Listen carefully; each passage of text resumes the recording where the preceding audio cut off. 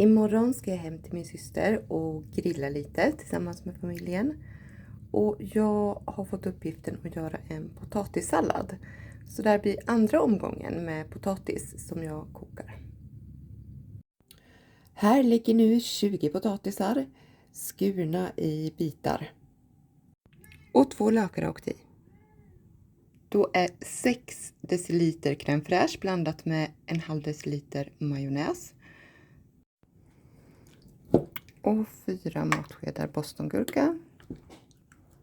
Och till all denna potatis har vi i 2 stycken äpplen i bitar. Och så får lite dijonsenap avsluta där innan allt blandas ihop. Allting ska blandas ordentligt. Och den är färdig. Nu är det bara vädret som ska vara med oss när vi ska grilla också. Ja, tjusigt. Och nu får vi äta.